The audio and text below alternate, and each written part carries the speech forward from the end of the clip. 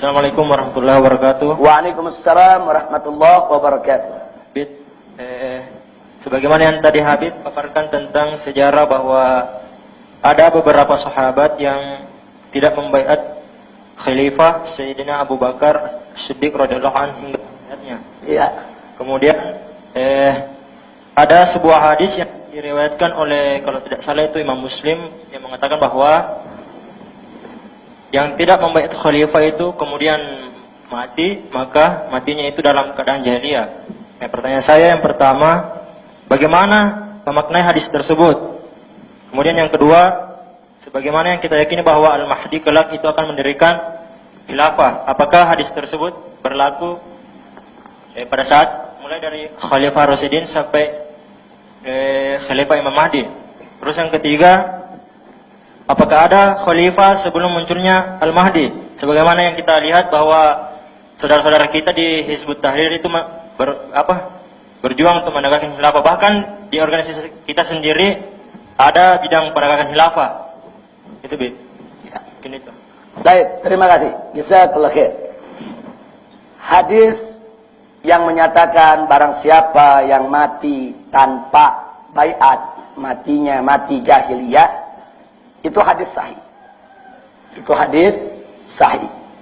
Tapi jangan langsung kita maknai, oh kalau begitu yang nggak memberikan baiat semua matinya mati jahiliyah. Nah saya mau tanya kepada saudara penanya, Siti Fatimah Zahra meninggal dunia tidak memberikan baiat kepada Sayyidina Abu Bakar. Apa anda berani mengatakan Siti Fatimah matinya jahiliyah?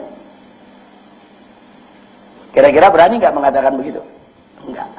Beberapa orang Ansor tidak memberikan baiat kepada Sayyidina Abu Bakar. Ansor dipuji oleh Allah dalam Al-Quranul Karim. Mereka dijamin masuk surga. Apakah berani kita katakan mereka mati jahiliyah? Enggak berani. Nah, kalau begitu, maka hadis yang tadi kita dapatkan bunyi zahirnya semacam itu, harus hati-hati kita dalam memaknainya. Nah, artinya, siapa itu orang yang mati dalam keadaan jahiliyah kalau mereka tidak memberikan baiat kepada khalifah? Mereka-mereka yang tidak memberikan baiat tanpa alasan syar'i yang benar. Dan mereka-mereka yang tidak memberikan baiat karena memang punya iktikad untuk mengganggu kekhilafahan tersebut. Orang-orang semacam inilah yang matinya mati jahiliyah. Tapi kalau mereka tidak memberikan baiat, bukan mengganggu. Mereka enggak memberikan baiat, mereka punya pertimbangan syar'i yang lain. Atau mereka enggak memberikan baiat, seperti Abdullah ibn Umar, itu pada akhirnya setelah masa kepemimpinan Sayyidina Ali berlalu, Abdullah ibn Umar ini uzlah, nggak mau memberikan baiat kepada siapapun sampai akhir hayatnya. Artinya dia nggak memberikan baiat karena pertimbangan syar'i, dia nggak mau ikut campur politik, biarlah politik yang lain aja yang ngurus, yang penting saya doain biar negara ini bagus jalannya. Berarti dia nggak mengganggu khilafah kan? Nah, jadi orang begini, walaupun dia tidak memberikan baiat kepada khalifah yang ada di zamannya, tidak bisa dikatakan mati dalam keadaan mati jahiliyah. Karena sikap yang diambilnya oleh tadi bukan dengan tujuan mengganggu kekhilafahan, bukan dengan tujuan yang negatif, tapi dia punya alasan syar'i tersendiri. Jadi kesimpulannya, kalau seseorang tidak memberikan baiat karena punya alasan syar'i yang muktabar, bukan karena hawa nafsu, nggak boleh dikatakan mati dalam keadaan jahiliyah. Kecuali kalau dia tidak memberikan baiat, ada etikat-etikat yang negatif, bahkan ingin mengganggu khilafah dan lain sebagainya, itu yang kita katakan mati dalam keadaan mati jahiliyah. Saya rasa jelas. Itu namanya konsep takwil. Kalau ada satu hadis, zahirnya begini, tapi nanti sahabat-sahabat Nabi bisa mati jahiliyah semua nih, sebagian. Yang nggak memberikan, oh artinya nggak mungkin begitu. Nah itu kita mesti hati-hati di dalam menerjemahkannya. Saya rasa jelas. Nah sekarang soal kekhilafahan. Apakah mungkin kekhilafahan akan tegak sebelum munculnya Mahdi? Wallahu a'lam. Ya, kita nggak bisa katakan apakah akan tegak, apakah akan tidak. Tapi kalau secara logika, ya mungkin saja. Nah, karena memang nggak ada satu dalil pun yang menyatakan sampai Mahdi nggak bakal ada khalifah, nggak ada. Dan nggak ada juga dalil yang mengatakan sebelum Mahdi datang akan ada khalifah, nggak ada. Nah, madam tidak ada ketentuan, maka secara logika, secara aklian, bisa-bisa saja khilafah itu tegak, bisa juga tidak. Wallahu a'lam. Tapi kalau penegakan khilafah Mahdi itu pasti. Kalau Mahdi itu pasti, bukan mungkin. Pasti akan tegak. Tapi kalau sebelum Mahdi, sekarang ini, apakah ada khilafah? Wallahu a'lam. Mungkin ada, mungkin tidak. Itu satu. Nah yang kedua, tentang saudara-saudara kita di Hizbut Tahrir. Yang luar biasa. Perjuangan di dalam sosialisasi soal khilafah. Nah, saya pikir kalau soal khilafah, Ahlus Sunnah tidak ada perbedaan pendapat. Khilafah itu harus tegak. Khilafah itu mesti ada. Hanya saja Ahlus Sunnah berbeda pendapat di dalam menyikapi al-waqi'iyah. Kenyataan-kenyataan yang ada saat ini. Oh, umat Islam terpisah-pisah. Ada negara Saudi, negara Irak, negara Iran, negara Indonesia, negara Malaysia pecah menjadi negara-negara. Ini kan namanya fakta, kenyataan. Kenyataannya semacam ini, realita.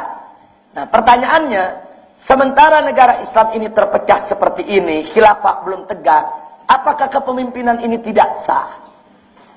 Itu jadi perdebatan tinggi. Sebab kalau kepemimpinan ini semua dianggap tidak sah, semua berdosa. Nah, ini yang menjadi kajian para fuqaha. Akhirnya banyak fuqaha mengatakan gak apa-apa. Masing-masing negeri punya pemimpin, masing-masing negeri punya pemimpin, tapi dengan syarat mereka terus membangun kerjasama supaya ke depan nanti mereka mudah disatukan. Supaya ke depan nanti mereka menyatu di bawah satu khilafah yang alami. Nah, ini yang jadi perdebatan. Nah, kemudian muncul lagi perdebatan. Bagaimana kalau negara Islam ada yang pakai sistem demokrasi seperti Indonesia? Nah, apa boleh kita terlibat di dalamnya? Nah, di sini ada perbedaan. Ada kelompok saudara kita mengatakan nggak boleh. Kita harus konfrontasi, harus kita lawan. Tapi sebagian saudara kita bilang, ya demokrasi ini memang nggak boleh. Tapi realitanya saat ini yang ada pilihan di depan kita demokrasi. Kalau kita tidak manfaatkan, tidak kita tunggangi, kita tidak masuk ke dalamnya, nanti musuh Islam yang pada masuk. Nanti musuh Islam yang ngatur negara ini.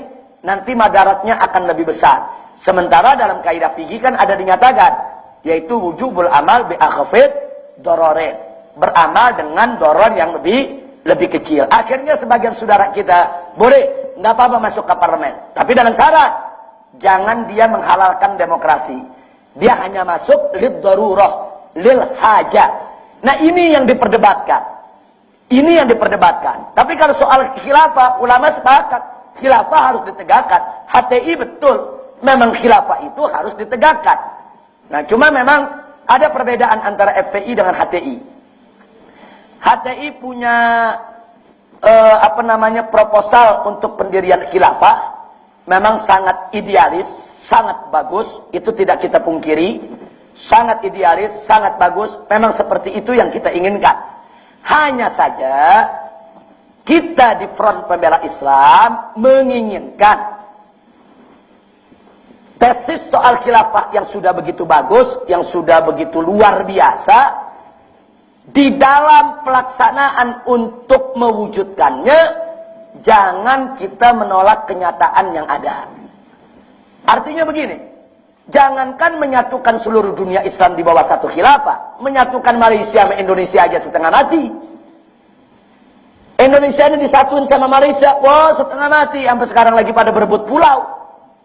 Pulau diperebutkan sampai ke pengadilan. Coba kita pikirkan pakai logika aja.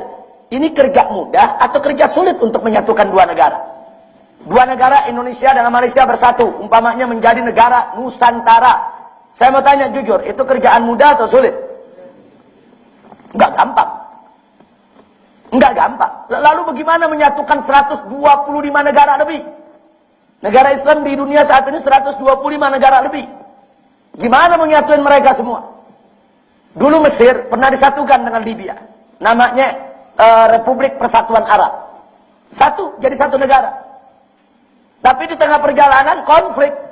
Yang orang Mesir pengen yang mimpin, yang orang Libya pengen yang mimpin. Pecah lagi. Ya sudah kalau gitu jalan masing-masing. Akhirnya Libya jadi negara sendiri, Mesir jadi negara sendiri. Nah jadi artinya FPI mencoba untuk berpikir realistis. Oh, ini nggak gampang untuk menyatukan negara-negara. Kita setuju, prinsip HTI kita setuju. Khilafah harus tegak. Nah, cuma yang jadi persoalan, bagaimana cara menegakkannya? Nah, di sini